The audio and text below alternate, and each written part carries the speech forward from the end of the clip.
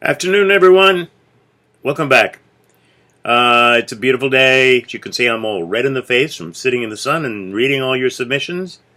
Enjoying it a lot. But I wanted to touch base about a couple of things as we move into the poetry and beyond, the short stories beyond.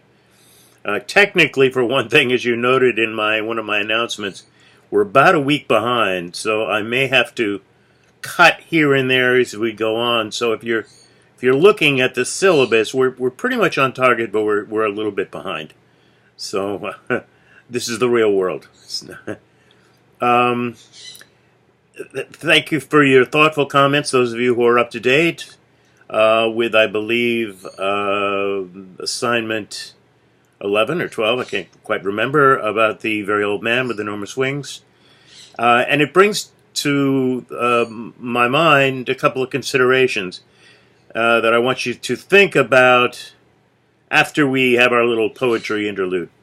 I've included the secondary source of the Critique of Marquez to give you a little push towards your own abilities to look for secondary sources as you begin to address some of the more of the short stories that are coming up over the next month.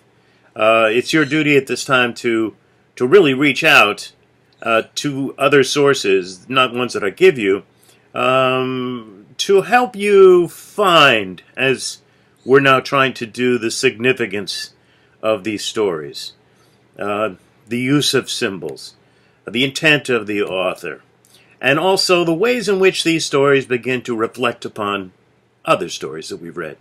And that's an important issue as we come to the yellow wallpaper, because this is rather strongly connected to some of our other proto-feminist works that we've looked at, Trifles, for instance.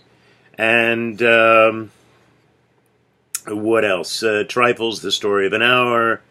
And I want you to use some of the ideas that you've used to express in your opinions about these stories and use them to reflect on the yellow wallpaper, which is a different kind of writing, which is a more of a non-fictional attempt to come to some of the same ideas, and also the use of symbols so strongly used in the yellow wallpaper. They're right in the title. What is the significance of the yellow wallpaper? It's not enough simply to summarize the events in the story. There are a lot of events in the yellow wallpaper. It's a narrative. But to really delve into what you see, how you see the significance of this wallpaper in this woman's life. And of course, the more you know about her biographical material, the more it's going to help you. And that is a secondary source.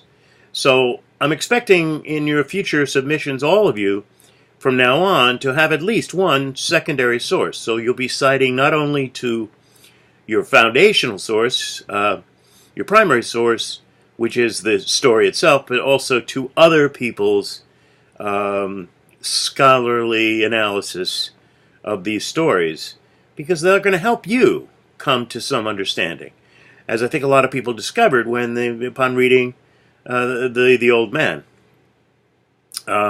This is a story that's not so easy to understand, which is why I included the commentary. And there is nothing wrong with seeking out other people's authority. That's why we cite.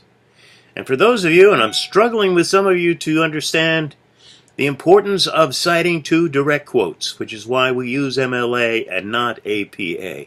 We're not citing ideas, we're citing specific language.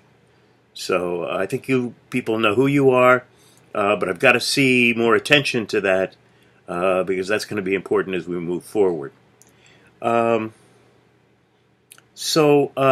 Moving beyond simply identifying the way that the authors tell the story, the summarizing of events, and moving to that next important step, which is understanding why the author wrote the story. And while we don't want to lean too heavily on autobiographical information, it can be very helpful. And we'll see that as we move on to stories by Hemingway and O. Henry. Biography, very important, but as important, if not more important, is the scholarly commentary that's out there in many, many forms. You just have to look for it. And you have to identify it. And you have to cite to it. And give credit where credit is due. As far as our Skype meets, I'm trying to figure that out. So we will, over the next month, try to connect on a one-on-one level, a one-on-one basis. But I think it may only be one time over the semester. But I think it's important that one time we meet be well before the end of the semester, because I think we might be able to connect on some level that will be helpful to you moving forward. So if you have any questions going forward, please feel free to email me. And if you're totally lost as to the meaning of a story, as to what I would suggest before you're emailing me, and that's fine to email me, but to reach out for that secondary source that can really help you along. Moving forward, hope you're enjoying this beautiful weather at last, and I will be speaking with you very soon. So long.